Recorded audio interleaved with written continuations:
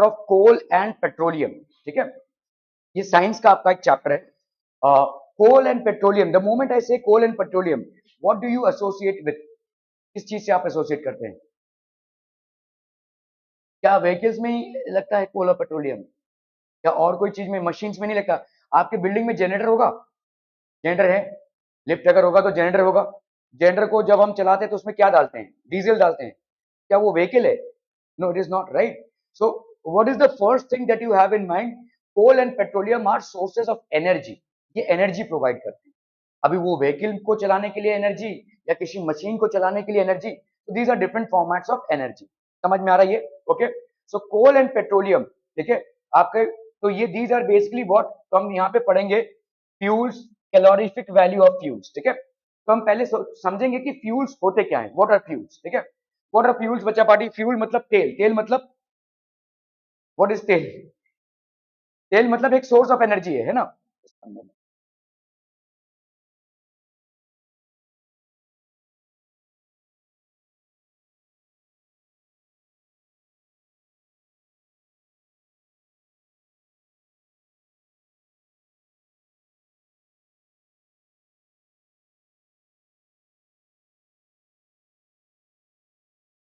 So fuels are what, basically fuels are energy sources, ठीक है।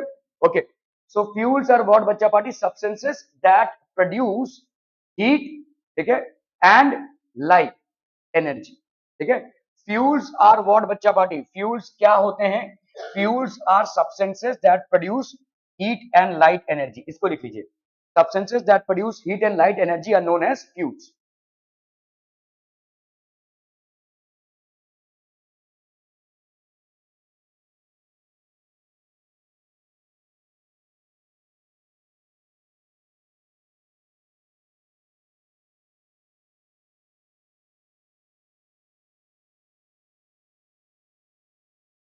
Substances that produce heat and light energy are known as fuels. क्या electricity एक fuel है? आपने switch on किया, light जल रहा है, इट इज, राइट। जो भी आपको हीट या light as a format of energy दे, वो फ्यूल है। आपके घर में जो खाना पक रहा है जिस गैस के चूल्हे में, क्या वो एक फ्यूल है? Is it a fuel? Yes it is, ठीक है। So fuels are different formats में है आपके, जो भी आपको हीट और लाइट एनर्जी दे उसी को अपन क्या बोलेंगे? Fuels. They are known as fuels. On burning are called as fuels.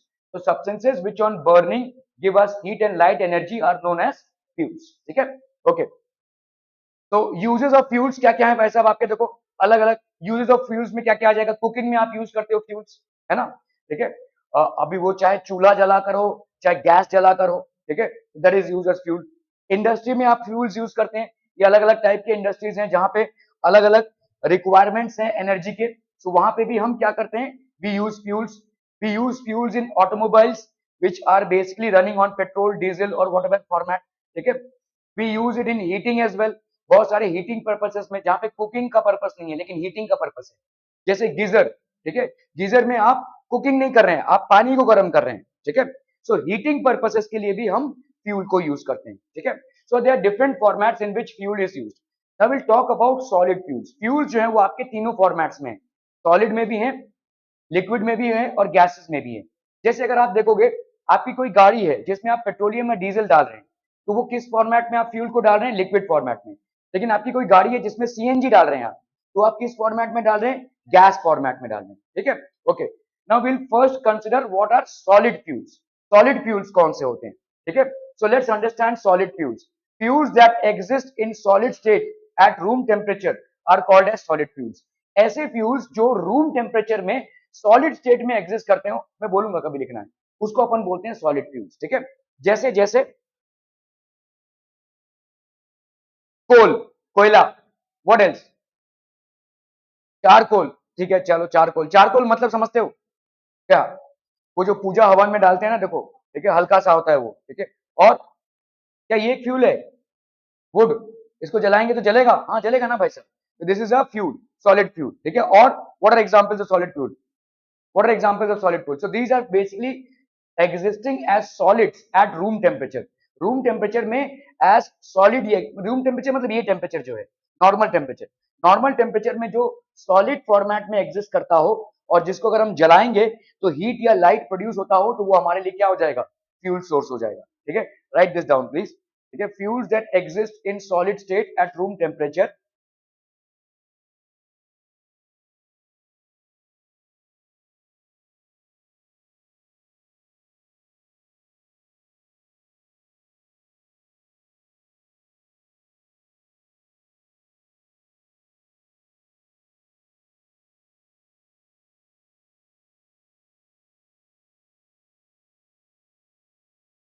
ठीक है, क्लियर है, ओके। तो चलिए, जैसे wood is used for cooking, is it a solid fuel? It is. ठीक है, okay. Then we have coal was used for running steam engines. ठीक है, आपने इस तरीके के इंजन्स नहीं देखे होंगे, ठीक है, हमने अपने टाइम पे देखे हैं, लेकिन ये धीरे धीरे खत्म हो गया। अभी तो सब कुछ, पहले उसके बाद डीजल इंजन आया, फिर उसके बाद आपका सब कुछ अभी इलेक्ट्रिफिकेशन हो गया। ठीक है, तो पहले ऐसे छुक छुक गाड़ी होती थी। ठीक है, इसमें भाई साहब पूरा कोयला डाला जाता था और इसमें से स्टीम निकलता था। ये स्टीम जो है तो बहुत जोर से निकलता था और इसके जोर से निकलने के लिए ये आगे जाता था। ठीक है, सो ये कोल, तो जो लोग ड्राइवर होते थे वो कम ऐसे कोल डालते ही रहते थे। ठीक है, ऐसे भट्टी में कोल डालते रहते थे, हर स्टेशन में कोल अपलोड होता था। ठीक है, और वही कोल चलता रहता था ऐसे। ठीक है, तो coal was used for running steam engines. ठीक है, then coke is used as a fuel in the industry. Coke जो है वो, ये कोक जो आप पीते हैं वो नहीं, ठीक है, ये Coke basically is a fuel which is used in industry. अलग अलग इंडस्ट्रीज की अलग अलग एनर्जी रिक्वायरमेंट्स होती है। ठीक है, so it is used as a fuel industry. Okay, then we have liquids. ठीक है, fuels that exist in a liquid state at room temperature are known as liquid fuels. इसको लिख लीजिए, fuels that exist as liquid at room temperature are known as liquid fuels. Liquid fuels का example petroleum, diesel, kerosene. ठीक है, ये सब आपके liquid fuels हैं। These are all liquid fuels. दारू पीते हो? नहीं नहीं, ठीक है, लेकिन दारू में अगर आप आग लगा दोगे तो वो भी आग लग जाएगा, अल्कोहल में आग लग जाएगा भाई साहब। ठीक है, तो अल्कोहल इज अ फ्यूल, है कि नहीं? Alcohol is a fuel. हम उसको पीने में लगाते हैं, हम उसको एज अ फ्यूल यूज नहीं करते हैं, but that is also a fuel. क्या ये समझ में आ रहा है? एक लिक्विड फ्यूल हो गया। Okay, so all these are basically liquid fuels. Fuel that exist in liquid state at room temperature are known as liquid fuels. ठीक है, ओके। तो जैसे अगर आप देखोगे केरोसिन, ये किसी ने देखा लैंटर्न ऐसा केरोसिन से जलता हुआ? अंदर केरोसिन भरा रहता है, ठीक है, और ये केरोसिन से जलता है। ठीक है, petrol is used as fuel in automobiles. ठीक है, अभी हम आते हैं भाई साहब गैसियस फ्यूल्स में। Gaseous fuels, the fuels which exist in the gaseous format at room temperature are known as gaseous fuels.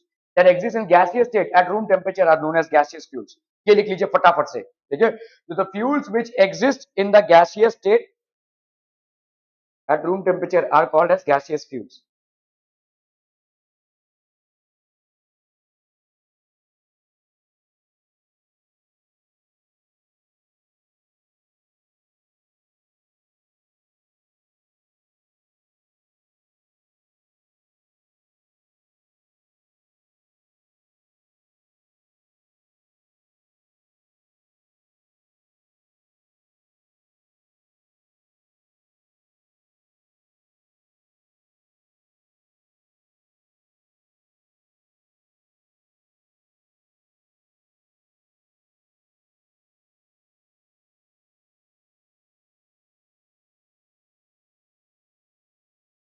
ठीक है, ओके, गैसियस फ्यूल का एग्जांपल दीजिए। सीएनजी, आपके घर में जो गैस है उसको हम क्या बोलते हैं? एलपीजी। ठीक है, ठीक है, लिक्विड पेट्रोलियम गैस। और बोलो भाई साहब, एनी? मीथेन गैस भी एक गैसियस फ्यूल है। ठीक है, गोबर गैस जो आपके गांव खेड़े में यूज होता है, जो गोबर से बनता है, ठीक है, गोबर के डिकम्पोजिशन से बनता है, which is basically methane gas और नेचुरल गैस। तो all these are examples of what? Gaseous fuels. Are we clear? ठीक है, so fuels that exist in the gaseous state at room temperature are known as gaseous fuels. ठीक है, जैसे CNG is used as fuels in auto rickshaws. ठीक है, calorific value. Now जैसे अगर आप देखोगे कैलोरीफिक वैल्यू क्या होती है, 1 kg ऑफ कोल ले लिया है आपने और 1 kg ऑफ काउडंग ले लिया, ये समझ में आता है ना? गोबर को हम ऐसे दे देते हैं इसमें अपना, और उसके बाद जब वो सूख जाता है तो वो काउडंग बन जाता है, और ये काउडंग से हम आग जला सकते हैं। ठीक है, ये राख बन जाता है। ठीक है, okay, so 1 kg of coal. अभी कैलोरीफिक वैल्यू को समझने के लिए हम दोनों को जला रहे हैं। हमने 1 kg कोल का लिया है, हमने 1 kg काउ डंग का लिया है, ठीक है, we have lighted it, okay, so what do we see are burn which produces more heat, ज्यादा हीट किस में प्रोड्यूस होगा, कोल में प्रोड्यूस होगा, ठीक है। सो इसका मतलब कैलोरीफिक वैल्यू कोल का ज्यादा हो गया। हालांकि हमने सब्सटेंस दोनों भी फ्यूल है और दोनों भी हमने सेम क्वांटिटी में लिया है, लेकिन ज्यादा हीट कौन दे रहा है, कोल दे रहा है, ठीक है। So which is a better fuel than coal, ठीक है, which produces, to both produce the same amount of heat because they are of same quantity, so the answer is no, ठीक है। In spite of taking them in same quantities of 1 kg, when we actually try to burn them, they are not producing the same amount of heat, ठीक है, okay, तो यहाँ पे definitely not, ठीक है। It depends on calorific value of the fuel, तो किस पे डिपेंड करता है ये, calorific value of the fuel. यही कैलोरीफिक वैल्यू मतलब आपको ये वैल्यू देती है कि कितना हीट प्रोड्यूस हो रहा है जब हम 1 kg ऑफ द सब्सटेंस को बर्न आउट करते हैं, ठीक है, okay. So calorific value of fuel is defined as the amount of heat produced in kilojoules when 1 gram of a fuel is completely burned. इसको लिख लीजिए, 1 ग्राम किसी फ्यूल का बर्न करने से कितना kilo joules of energy produce हो रहा है, that is known as calorific value. चलिए फटाफट फटाफट फटाफट,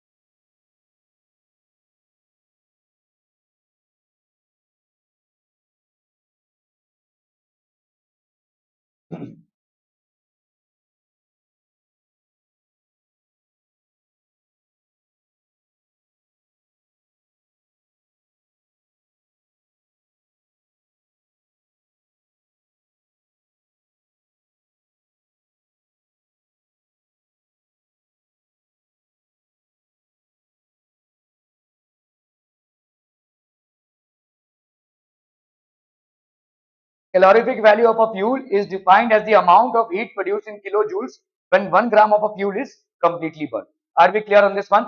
Okay, okay, okay. A fuel which produces more heat energy per kilogram is said to have a high calorific value. जो जितना ज्यादा heat produce कर रहा है, more heat energy per kilogram is said to have a high calorific value. ठीक है? Calorific value of petrol कितना है आपका, देखो 47 kilojoules, मतलब 1 ग्राम पेट्रोल को अगर आप जलाएंगे, ठीक है, तो कितना हीट एनर्जी प्रोड्यूस करेगा, 47 kilo joules. Therefore it produces more heat energy and acts as a good fuel, ठीक है, acts as a good fuel. The more the calorific value the better is the efficiency of the fuel. इसको लिख लीजिए, जितना ज्यादा calorific value होगा किसी भी फ्यूल का, ठीक है, the more is the calorific value of the fuel, better is the efficiency of the fuel, उतना ज्यादा वो फ्यूल एफिशिएंट होगा, ठीक है, सिर्फ इतना लिखिए। द मोस्ट, हाँ तुम बेटा टाइम देखो, the more the calorific value the better is the efficiency of the fuel, जितना ज्यादा होगा कैलोरीफिक वैल्यू उतना ज्यादा उसकी एफिशिएंसी होगी, ठीक है। पर ग्राम के बर्नआउट से कितना kilo joules of energy produce हो रहा है, that is known as calorific value. What is the calorific value of a fuel, what is the amount of kilo joule, what is the amount of energy in kilo joules produced by burning 1 gram of a fuel, that is known as calorific value, ठीक है। Are we clear? Okay, तो fuel जैसे cow dung cake, अगर आप देखोगे cow dung cake जो है उसका कैलोरीफिक वैल्यू क्या है, 1 ग्राम काउडंग केक को अगर आप बर्न करेंगे तो कितना कैलोरीफिक वैल्यू, आपको कितना जूल्स ऑफ एनर्जी मिल रहा है, आपको 7 किलो जूल्स, ठीक है, 7 kilojoules per gram. If you burn, if cow dung cake में if you are burning 1 gram, then how much of energy you get, 7 kilojoules, ठीक है। यही आपका कंपैरिजन फैक्टर होगा। गाड़ियों में क्या हम काउडंग केक भर दें फिर उसको जलाएं फिर उससे चलेगा क्या गाड़ी, नहीं, ठीक है। आपने देखा कि पेट्रोल का देखो कितना है, 47 किलो जूल्स, इसका भाई साहब ऑलमोस्ट 5 टाइम्स, ठीक है, 7 6 42, मोर देन 6 टाइम्स, ठीक है, ओके। अभी हम आते हैं भाई साहब वुड पैलेट्स। वुड पैलेट्स जो आप भाई साहब छोटे छोटे ऐसे वुड के टुकड़े होते हैं जो आप हवन वगैरह में डालते हैं, वुड पैलेट्स का देखो किलो जूल्स पर ग्राम, 1 ग्राम में जब वो बर्न होगा तो कितना किलो जूल्स एनर्जी प्रोड्यूस करेगा, 17, बेटर देन काउडंग, ठीक है, काउडंग का था 7। इस तरह से हम फ्यूल्स को कंपेयर करते हैं और फिर देखते हैं जो मशीन हम डिजाइन कर रहे हैं उसमें हम कौन सा फ्यूल डाल सके, ठीक है। क्योंकि कैलोरीफिक वैल्यू मैटर करती है। ओके, देन वी हैव कोल। कोल का अप्रोक्सीमेटली 25 से 33। ऐसा क्यों दिया हुआ है 25 से 33? क्योंकि कोल के अलग अलग फॉर्मेट्स होते हैं। ठीक है, कोल हमको मिलता है कहां से? जमीन के अंदर से। ठीक है, we get coal from inside the earth. ठीक है, so the more deeper we go we get more better form of coal. तो the best form of coal is anthracite, जो एकदम डीप अर्थ क्रस्ट में होता है। ठीक है, देन ठीक है, तो पहला जो हमको मिलता है वो है पीट। ठीक है, एकदम जमीन के जस्ट नीचे, ये जमीन है, इसके नीचे जो मिलता है वो पीट। उसके बाद आता है आपका लिग्नाइट। ठीक है, उसके बाद आता है आपका बिटुमिनस कोल। ठीक है, इट इज बिटुमिनस कोल। समझ में आ रहा है? ये this is basically bituminous coal. Are we clear? So जितना ज्यादा कोल अच्छा होगा उतना ज्यादा उसकी कैलोरीफिक वैल्यू होगी। The more is the coal is the better. तो इसीलिए डिपेंड करता है कि कोल कहां से आप ला रहे हैं। ठीक है,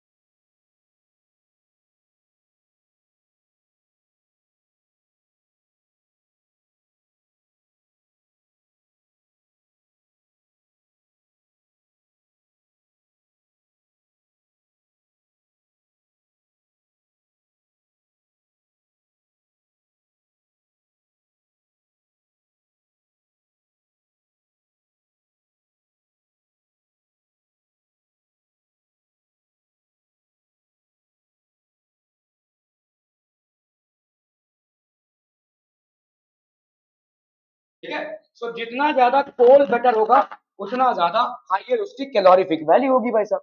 इसीलिए देखो, कोल का कोई मतलब अभी डिपेंड करता है कौन सा कोल आप यूज कर रहे हो। ये वाला कोल यूज करेंगे तो 33 तक होगा, और ये वाला कोल यूज करेंगे तो 25 ही होगा।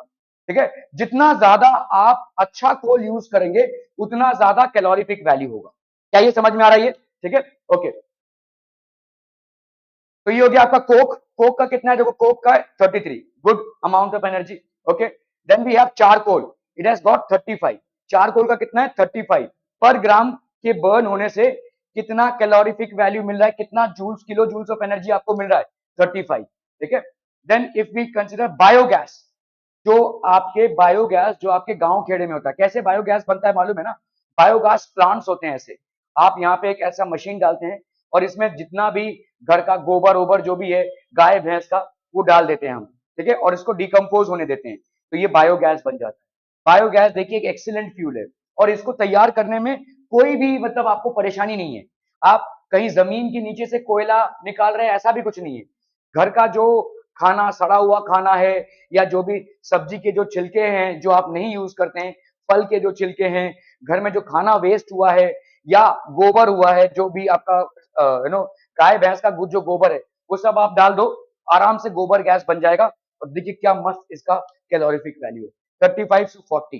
ठीक है, इससे आप आराम से कुकिंग वगैरह सब कुछ कर सकते हैं। ठीक है, so it's got a very high calorific value. ठीक है, पेट्रोल का देखिए कितना है? 47। 47। ठीक है, और केरोसिन का देखिए 48। ठीक है, केरोसिन का है आपका 48। Then we have LPG, liquid petroleum gas, जिसको हम अपन घरों में खाना बनाने के लिए यूज करते हैं, दैट हैज गॉट 50।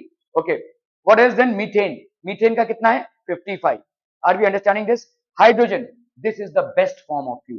ठीक है, आप इसको बोल सकते हैं this is the fuel of future. ठीक है, हाइड्रोजन का देखिए 150 है। ठीक है, लेकिन हाइड्रोजन को कंट्रोल में रखना बहुत मुश्किल है। ठीक है, बहुत ज्यादा मुश्किल है। इसीलिए हम ऐसे गाड़ी नहीं बना पा रहे हैं जहां पे हाइड्रोजन को एज अ फ्यूल यूज कर पाए। ठीक है, इसको कंट्रोल में रखना, क्योंकि ये पूरा ब्लास्ट कर जाएगा। ठीक है, so that's one risk that we have of using hydrogen. Calorific value अगर आप देखेंगे, पर ग्राम में कितना किलो जूल्स ऑफ एनर्जी मिल रहा है? 150। Are we clear? ठीक है, okay okay okay okay. Questions, what is it? Define fuel. Fuel क्या हो जाएगा? Source of energy. ठीक है, anything which on burning gives us energy in the form of light and heat is known as a fuel.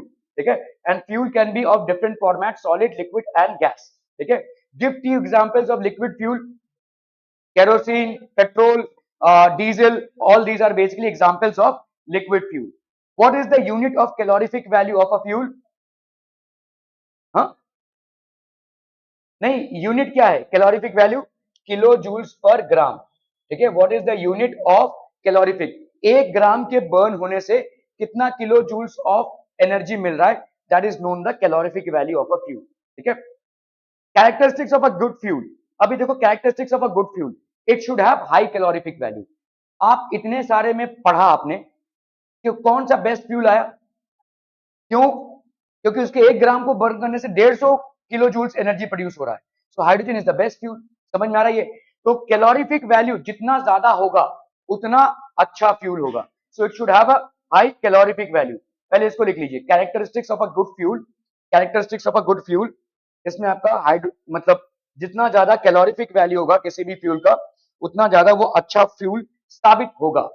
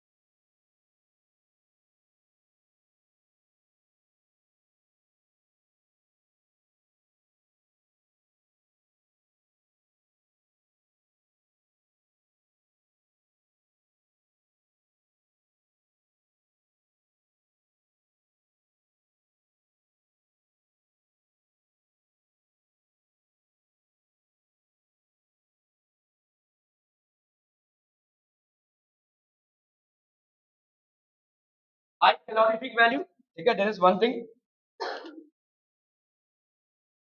For example यहाँ पे अगर आप देखोगे, hydrogen is considered as the best fuel. Why? Because it has got the highest calorific value. ठीक है, it is used as a fuel in rocket. Okay, its ignition temperature should be low but well above the room temperature. Ignition मतलब आग पकड़ ले। ठीक है, तो ignition temperature low होना चाहिए लेकिन रूम टेम्परेचर से ज्यादा होना चाहिए, वरना क्या होगा, अगर रूम टेम्परेचर से लो होगा तो आग पकड़ लेगा वैसा, मतलब आपने आग लगाया नहीं, आग पकड़ लेगा।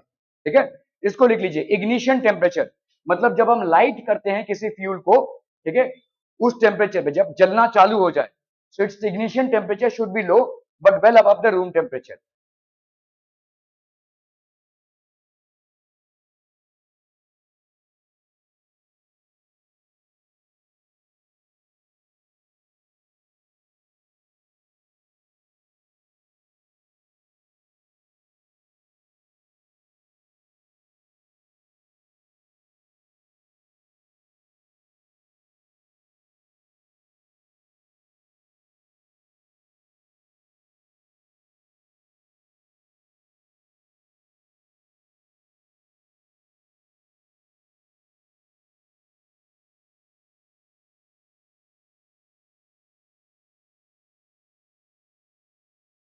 ठीक है, its ignition temperature should be low but well above the room temperature.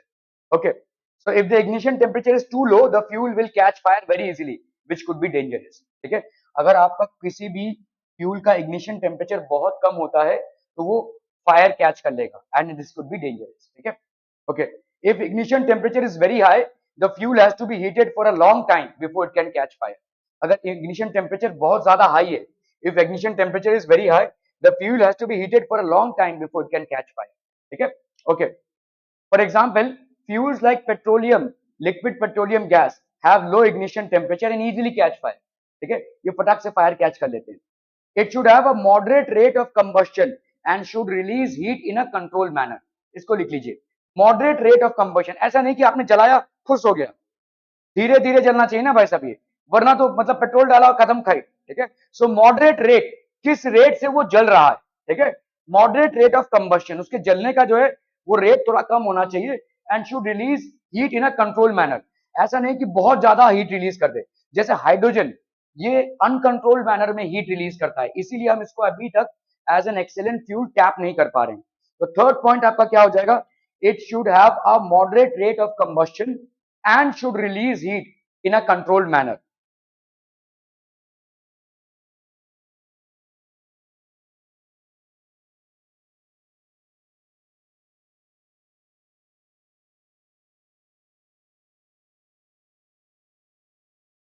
ठीक है, okay. It should be fairly cheap and easily available. Cheap होना चाहिए और इजीली अवेलेबल भी होना चाहिए. ऐसा नहीं कि भाई साहब अगर पेट्रोल भरना है तो मुझे सीधा वाशी जाना पड़ेगा, उसके पहले ही बहुत सारे पेट्रोल पंप मिल जाएंगे ना, तो इट इज इजीली अवेलेबल. ठीक है, तो fairly cheap and easily available. ठीक है, it should be fairly cheap and easily available. ये लिख लीजिए भाई साहब फटाफट फटाफट. So these are characteristics of a good fuel. Fairly cheap and easily available.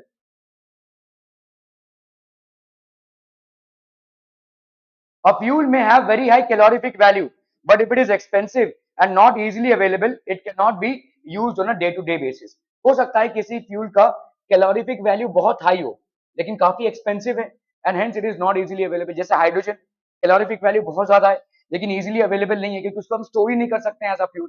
ठीक है, okay. Day to day basis में हमें, it should be safe to handle store and transport. तो आपका ये सेफ टू हैंडल होना चाहिए, स्टोर एंड ट्रांसपोर्ट. हाइड्रोजन की बहुत ज्यादा हाई कैलोरिफिक वैल्यू है, but it is very unsafe to handle. ठीक है, तो जो फ्यूल है it should be safe to handle store and transport. ठीक है, इसको लिख लीजिए फटाफट फटाफट. स्टोरेज, उसका ट्रांसपोर्ट बहुत सेफ होना चाहिए, easy to handle.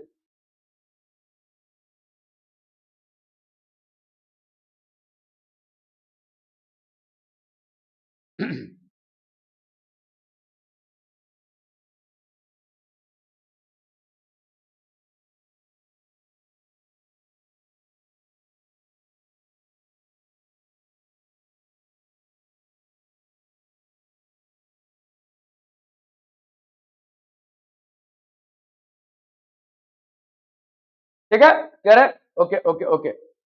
It should not cause pollution on burning. Pollution नहीं कॉज करना चाहिए ऑन बर्निंग. ठीक है, आपने भाई साहब जैसे अगर आप देखोगे आप जब काउडंग जलाते हो काफी सारा धुआं निकलता है. ठीक है, सो पोल्यूशन ऑलरेडी हमारा ज्यादा बड़ा प्रॉब्लम है, और कोई फ्यूल आपने सिलेक्ट कर लिया जिसका बहुत ज्यादा धुआं निकलता हो, तो वो तो और ज्यादा प्रॉब्लम क्रिएट करेगा. ठीक है, it should not cause pollution on burning. Okay. It should undergo complete combustion and should be controllable. मतलब पूरा पूरा जलना चाहिए, ऐसा नहीं कि भाई साहब आप इतना बड़ा फ्यूल लाएं और उसका इतना ही जला. ठीक है, it should give complete combustion. Undergo complete combustion मतलब पूरा पूरा जलना चाहिए, एंड शुड बी कंट्रोलेबल, और ये कंट्रोल कर सके हम.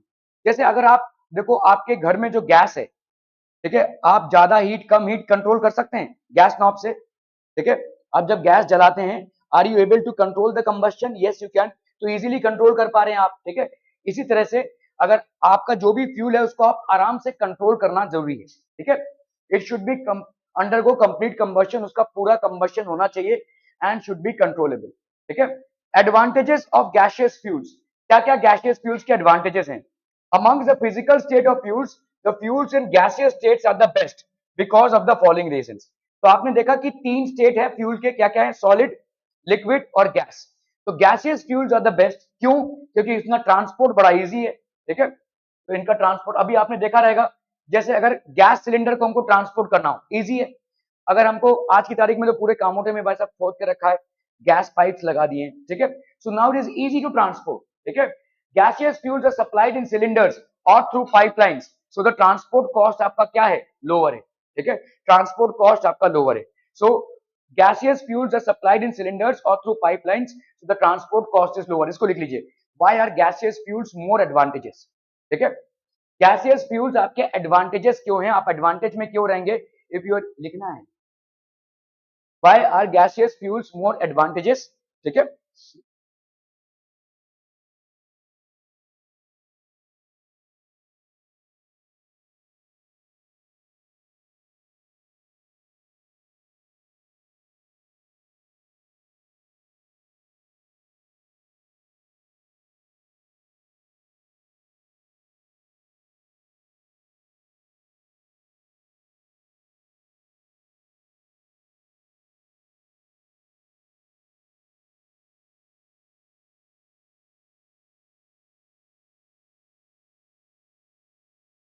ठीक है, gaseous fuels is supplied in cylinders और through pipeline so the transport cost is lower. ठीक है, gaseous fuels reduce large amount of energy and, तो गैसियस फ्यूल्स का एक और एडवांटेज क्या है, काफी ज्यादा एनर्जी ये देते हैं। ठीक है, वो तो अच्छा ही है हमारे लिए। And do not leave behind any ash और सॉलिड रेसिड्यू। अभी समझो, अगर आपने खाना किसके ऊपर पकाया होता, वुड के ऊपर, ठीक है, तो आपको क्या करना पड़ता, खाना पकाने के बाद वो जो राख है उसको फेंकना पड़ेगा। अभी आपको देखना पड़ेगा भाई डंपिंग ग्राउंड कौन सा है। ठीक है, तो वैसे राख को फेंकना पड़ेगा। तो अगर आपका कोई फ्यूल ऐसा है जो बर्न होने के बाद बहुत सारा रेसिड्यू रखता है, तो वो आपके लिए झमेले वाला कार्यक्रम हो जाएगा। ठीक है, so gaseous fuels release large amount of energy and do not leave behind any ash और सॉलिड रेसिड्यू ऑन कंबस्शन। इनका एक एडवांटेज क्या है कि इनका कोई ऐश या रेसिड्यू नहीं रहता है आफ्टर कंबस्शन। इसको लिख लीजिए फटाफट फटाफट। एनर्जी तो प्रोड्यूस करते ही हैं ये, और इनका एक और एडवांटेज ये है कि ये कोई सॉलिड रेसिड्यू नहीं लीव बिहाइंड करते हैं। ठीक है, after combustion.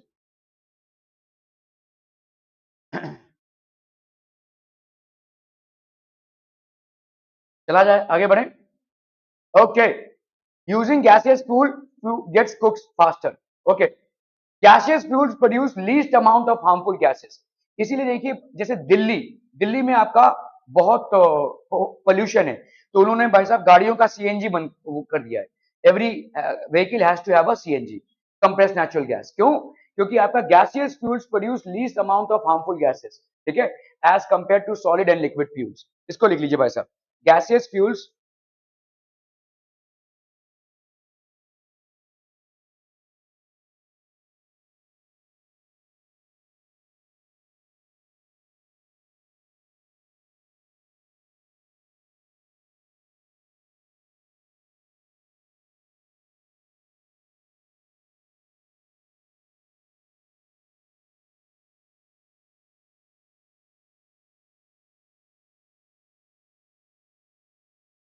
gaseous fuels produce least amount of harmful gases compared to solid and liquid fuels। ठीक है, gaseous fuels can be easily ignited with a small spark। एक small spark से भी आप इसको ignite कर सकते हैं। आपने देखा है भाई साहब, वो आपका जो लाइटर होता है, उस लाइटर के सामने कुछ रखोगे तो जलेगा क्या? नहीं, लेकिन गैसियस फ्यूल पट से पकड़ लेगा, है ना।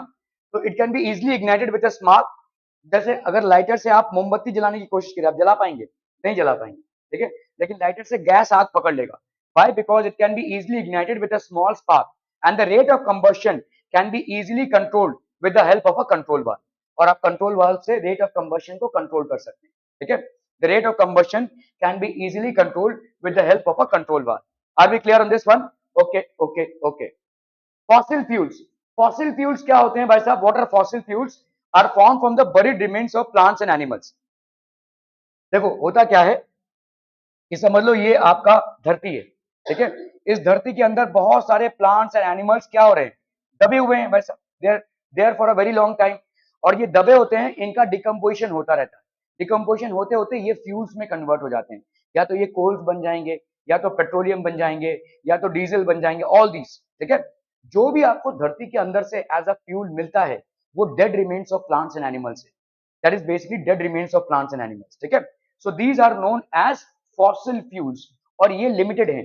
ठीक है, हम जिस तरह से इनको यूज कर रहे हैं उतनी जल्दी वो प्रोड्यूस नहीं हो पाएंगे, उनको प्रोड्यूस होने में टाइम लगेगा। ठीक है, बिकॉज बहुत दिनों तक डिकम्पोजिशन होता है तब जाकर ये फॉसिल फ्यूल्स बनते हैं। ठीक है, fossil fuels are form from the buried remains of plants and animals. ठीक है, तो fossil fuels are form from the buried remains of plants and animals. coal, petroleum and natural gas are examples of fossil fuels। fossil fuels are obtained from nature। they are referred to as natural resources। ठीक है, इनको natural resources बोलेंगे। ठीक है, okay. State few characteristics of a good fuel क्या होगा? Cheap and easily available. दूसरा, easily ignited. तीसरा, high calorific value, can be easily controlled. अभी अभी आपने जो लिखा है वो सब आपके characteristics of a good fuel है, ठीक है, ये आपका क्वेश्चन है। State two advantages of gaseous fuels, easily transportable, ठीक है, और do not leave behind any residue or ash। क्या ये समझ में आ रहा है, ठीक है, do not leave behind any residue or ash।